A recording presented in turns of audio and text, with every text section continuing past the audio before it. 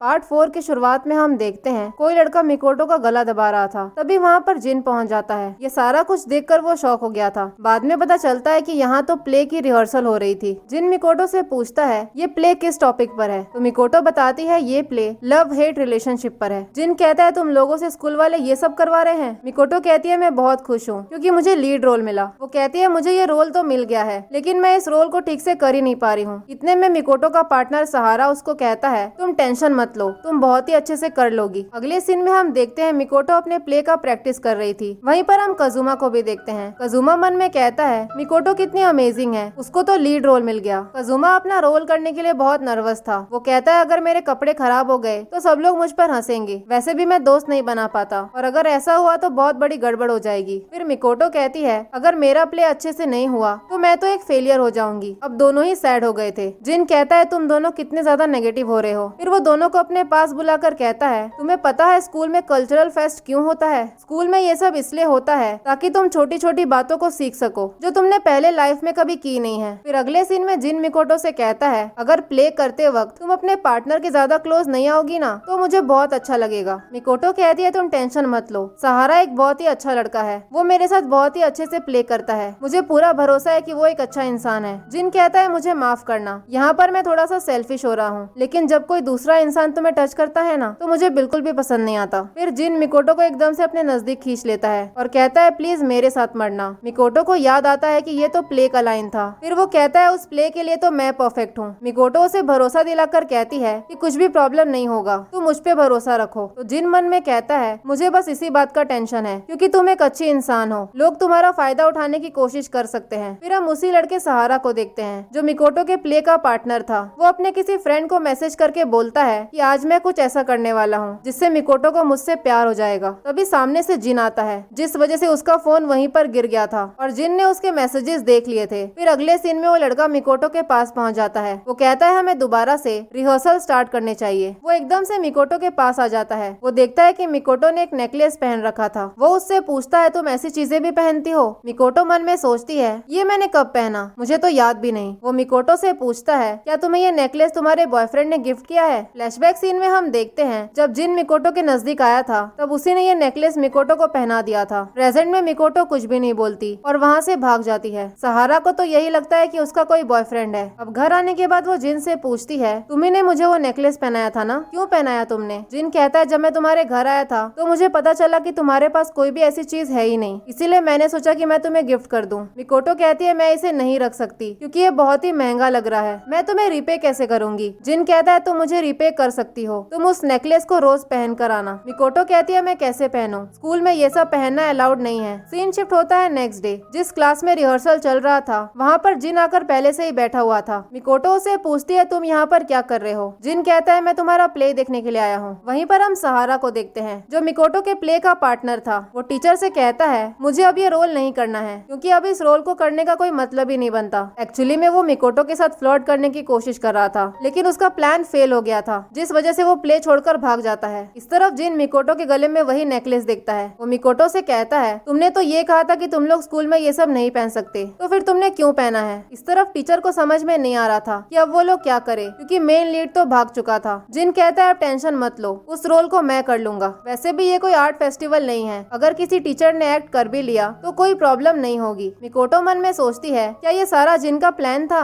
उसने ये जानबूझकर किया? फिर अगले सीन में हम जिन और मिकोटो को एक जगह पर देखते हैं। जिन कहता है जब भी मैं यहाँ पर आता हूँ तो मुझे एक स्टोरी की याद आती है, एक लड़के की स्टोरी। एक दिन जिन इसी जगह पर बैठा हुआ था तभी एक लेडी उसके पास आकर कहती है तुम्हें इतनी ठंड में यहाँ पर नहीं बैठना चाहिए, अगर तुम घर पर नहीं रहोगे तो तुमसे सेंटा मिलने के लिए नहीं आएंगे। तो जिन कहता है सेंटा मेरे घर पर क्यों आएंगे, सेंटा जैसा तो कुछ होता भी नहीं है। वो लेडी कहती है कोई बात नहीं, सेंटा की जगह मैं तुम्हें प्रेजेंट दे दूंगी। वो पूछती है तुम्हें क्या चाहिए? तो जिन कहता है मुझे मेरे अपनों के साथ टाइम स्पेंड करना है। प्रेजेंट में जिन मिकोटो से पूछता है तुम क्रिसमस के दिन फ्री हो क्या, मेरे साथ चलोगी? मिकोटो कहती है नहीं, मैंने तो पहले ही प्लान्स बना लिया है, मैं कजुमा के साथ जाने वाली हूँ। जिन कहता है इसका मतलब मुझे क्रिसमस के दिन तुम प्रेजेंट भी नहीं दोगी और मैं क्रिसमस के दिन अकेला रहूंगा। मिकोटो मन में सोचती है जिन मुझे हमेशा ही गिफ्ट्स भेजता रहता है और मैंने उसको क्रिसमस के लिए भी मना कर दिया, कम से कम मुझे उसे कोई प्रेजेंट तो देना ही चाहिए। फिर अगले दिन हम मिकोटो और कजुमा को देखते हैं। कजुमा उससे सॉरी बोलता है, कहता है मैंने तुमसे बिना पूछे तुम्हें क्रिसमस के लिए इनवाइट कर लिया। फिर वो मिकोटो से पूछता है